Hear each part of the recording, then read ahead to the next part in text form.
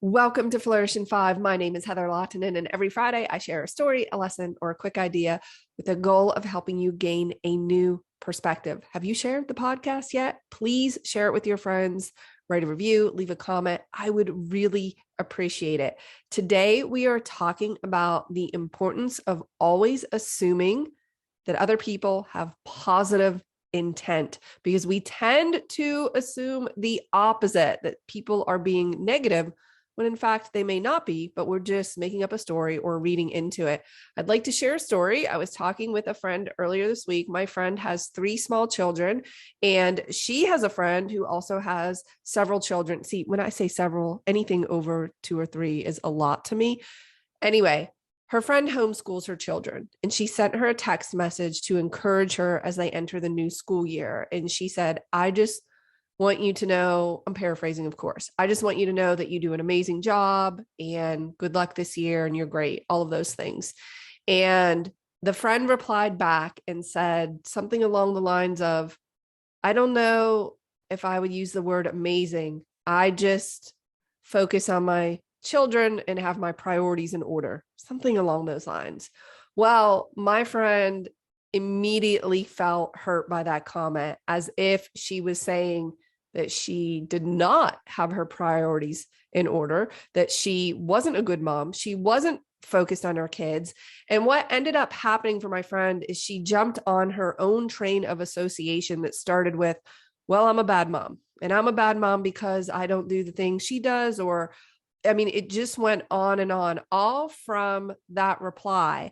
And when I was talking to her about this, I said, well, what did you assume that she meant when she said that about you? Because all we have are her words.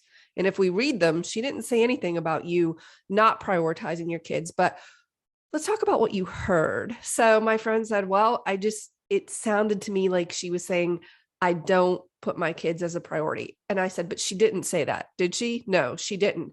Okay, so you're triggered by that because why? Well, as the conversation went on, it turns out my friend is really killing it. She's an entrepreneur. She has her own business, and she has some mom guilt, like many of us do, that she's not spending enough time with her children or her family. So that's sort of a touchy subject for her. So if someone says anything around that subject, she's just highly sensitive to it. So she felt like the other mom was saying, again, that she didn't have her kids as a priority.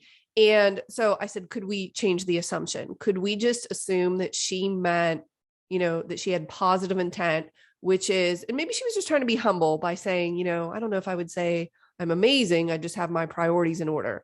Maybe that's just how she feels about it. And it literally has nothing to do with you. How many times are you assuming the negative when somebody doesn't get back to you?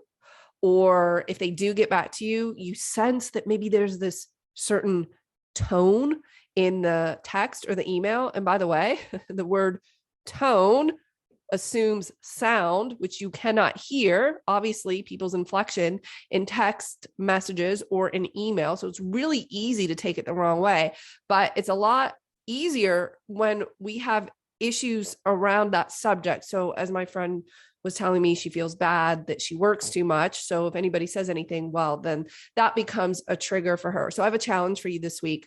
I want you to catch yourself doing this, because oftentimes we just don't even know we're doing it. We just immediately jump to the negative, and then we base our thoughts, our feelings, and our actions based on that wrongful assumption. Could you just try to catch it and reframe it into the positive? I think Albert Einstein had some quote, it was something around, every day we wake up with a choice to decide whether the universe is friendly, whether they are friends, or it's hostile, whether they are enemies.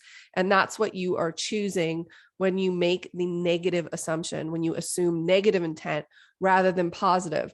And this happens all the time, even without words. Let me give you an example. About 1 hour ago, I was outside having lunch with my husband, and he looked down at the grass.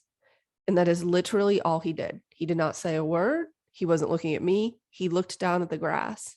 And I said, I know. I need to mow the grass. I know it's long. I didn't have a chance. And I start rattling off all of these excuses because I made an assumption when he looked at the grass that he was upset that I hadn't mowed it recently. So we have a lot of property. I take care of the grass around the house. I mow it because I love that job. I put on my headphones. I listen to a podcast. It's a fantastic time to sort of disconnect.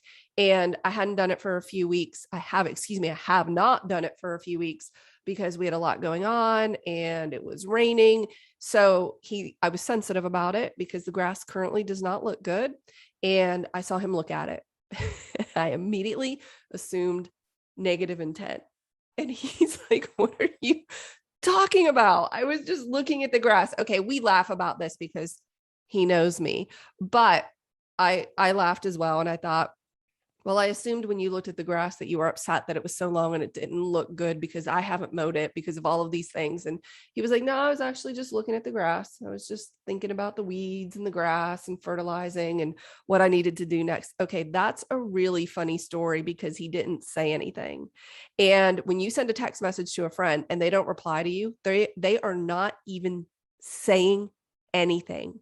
And you may be assuming, oh, they're mad at me because they didn't. Okay, listen, if there's something going on and they didn't get back to you and you have texted them several times, then maybe there's an issue that needs to be addressed. I suppose that's possible. But for the most part, I want you to really catch this and laugh at yourself and say, okay, how about I just assume positive intent. I assume that people have good intentions, that the universe is friendly.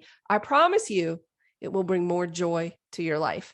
I hope that you found this useful. I'll see you in the next episode.